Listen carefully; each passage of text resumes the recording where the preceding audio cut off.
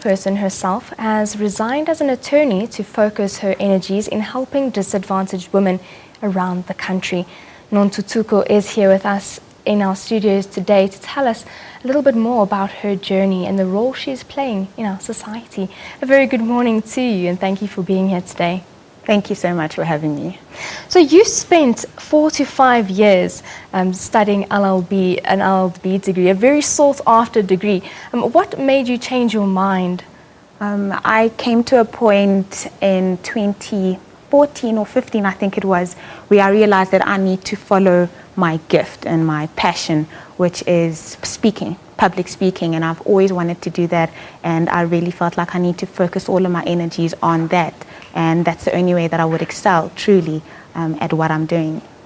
And tell us about some of the work that you are doing around the country. I believe that you're engaged with many young women across the country. Yes, most certainly. I've done quite a few talks at disadvantaged schools, primarily in the townships. I've spoken at some girls' schools, and it was really amazing to really inspire them and to see the aspirations and dreams that they have, and to look at someone like myself who has gone through that journey and really to instill that in them, that they too can do it.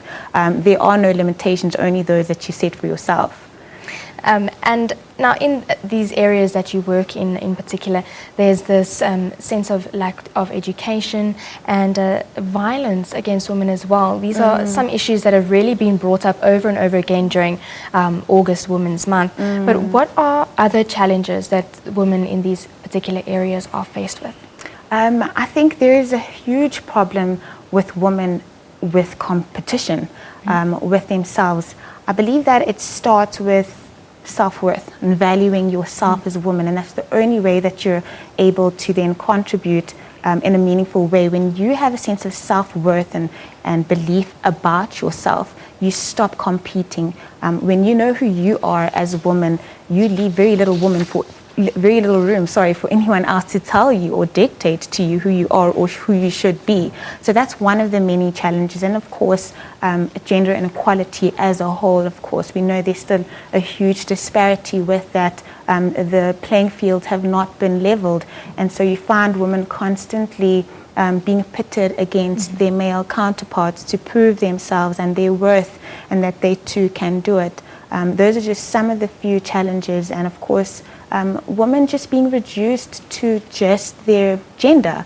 That's a huge problem, and one that we still have a long way to go in fighting. Do you think for a lot of the young women, especially those who are perhaps struggling in rural areas or the townships, that we have a lack of good women role models? I personally think that there are role models, but maybe they're not as celebrated. I can't look up to someone whom I don't know is there. There are exceptional teachers and principals and doctors and lawyers, and I can go on, but maybe they are not as celebrated because maybe they are not celebrities or whatever the case might be.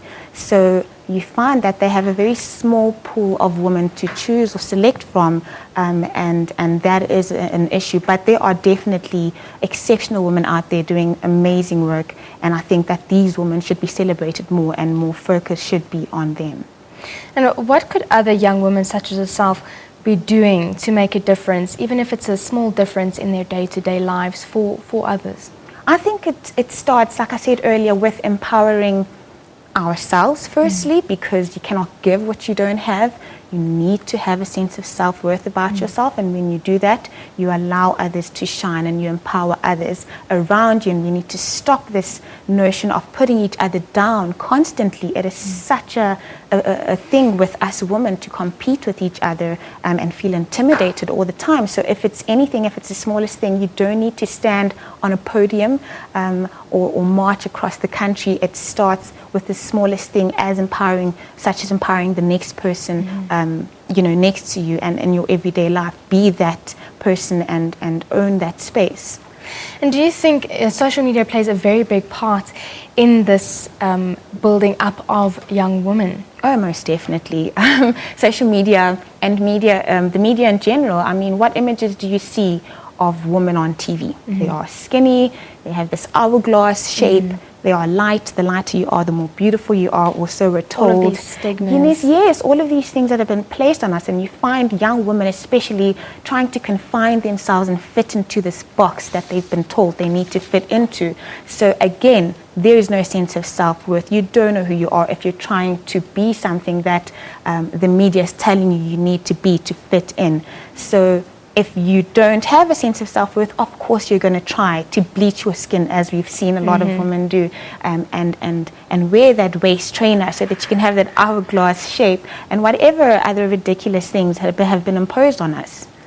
And what advice would you give young women who are currently wanting to move into a space and do the work similar to what you're doing?